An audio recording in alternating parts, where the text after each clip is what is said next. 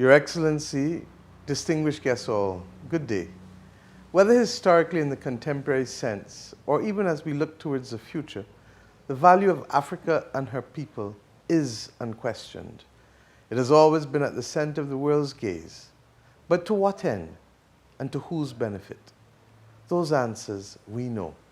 Those answers are seen, felt, and heard in the fact that despite being the world's most resource-abundant continent, Africa in material wealth is also the poorest. We see the answers in the lives of countless African people and people of African descent globally who lack basic access to healthcare and medicines, who endure some of the worst effects of the global climate crisis, and whose countries are often on the outside looking in as it relates to accessing global finance to address real vulnerabilities. What we have come to know is a lingering and deeply rooted systemic racism, perfected in the transatlantic enslavement of Africans and reproduced over the years through colonialism and imperialism. Those of us on the other side of the Atlantic, certainly for us in Barbados and other CARICOM countries, we know it all too well. We understand these effects to our core, for we are no strangers to crisis and the constraints of development in the face of inherited inequity. We know the answers to the cause and the effects of systemic oppression because, my friends, we live it every day and have done so. The CARICOM 10-point plan for reparatory justice, and indeed the very name of the Prime Ministerial Subcommittee for Reparations, provide for our consideration for native genocide and transatlantic slavery, and we intend to broaden these in name and in focus to address East Indian indentureship and colonialism.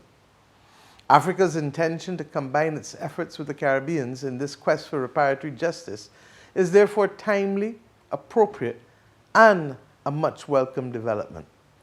I am confident that our collective vision and call to action can mobilize the global groundswell of support and the continued activism for fairness, justice, and equality for the people of African descent everywhere. This forum has been convened on these questions of peace, justice, and equality as we work to create an action plan for a sustainable reparatory justice process in Africa. And how do we achieve it? The answers we seek will come so long as we continue to ask the right questions. Certainly, any conversation on the future development for Africa, the Caribbean, and Latin America must include reparatory justice. The Accra Reparations Conference signifies the strengthening of ties and the collaboration between our respective nations, our institutions, our people and cultures on this long walk towards reparatory justice. The conference, therefore, joins the list of seminal international initiatives of significance to the Black and African peoples of our world. And what are these? 1. The United Nations International Decade for People of African Descent. 2. The Permanent Forum for People of African Descent. 3. The 2022 Caribbean African Dialogues, co-organized by the University of the West Indies. 4. The Decade of Action to deliver on the Sustainable Development Goals.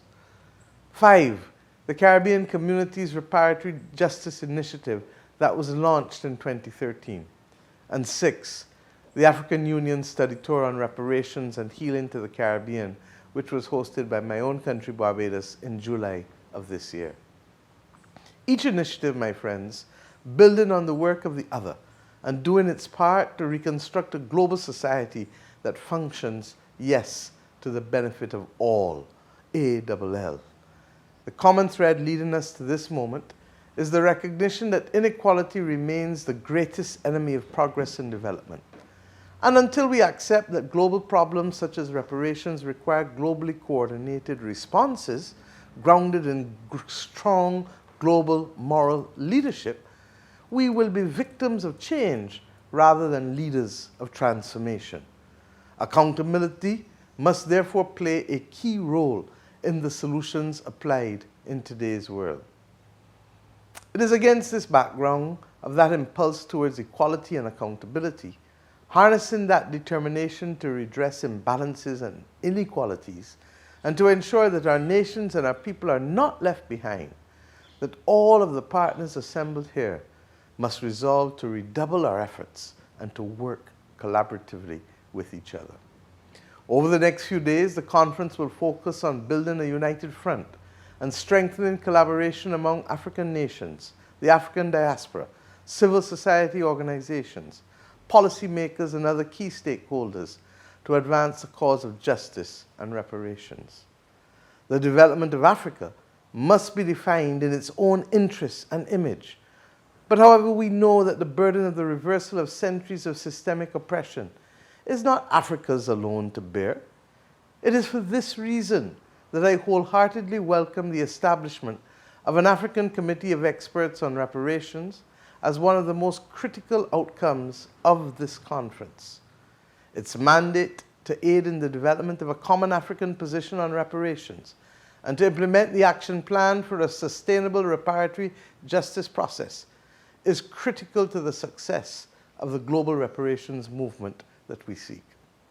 As a region, the Caribbean remains firm in our pledge to deepen and grow the relationship between the Africa Union, CARICOM, and our regional brothers and sisters throughout Latin America. We will continue to apply our collective resources to devise strategies and to pursue synergies in our claim for reparations, the Sustainable Development Goals, the African Union's Agenda 2063, and the objectives of the International Decade for People of African Descent.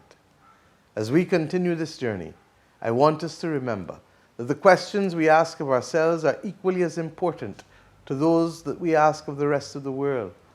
Chief among those questions has to be, why must we persevere? We will find that answer in the eyes of every child whose future depends on the actions and the decisions that we take today. There, we will see why we must honor our duty to memory and why we must lay down a moral compass that will undergird their humanity and indeed their very survival. We cannot change history, but we must reclaim, harness, and lay bare our collective memories to ensure that the injustices of the past are neither forgotten nor repeated. With these questions, my friends, in mind, as we engage over the duration of this conference, may our mission be a resounding success, and may it pave the way for even greater cooperation and shared achievements as we seek to bring restorative justice to our people after centuries of exploitation and oppression. The future is ours to shape. The future is ours to claim. Thank you.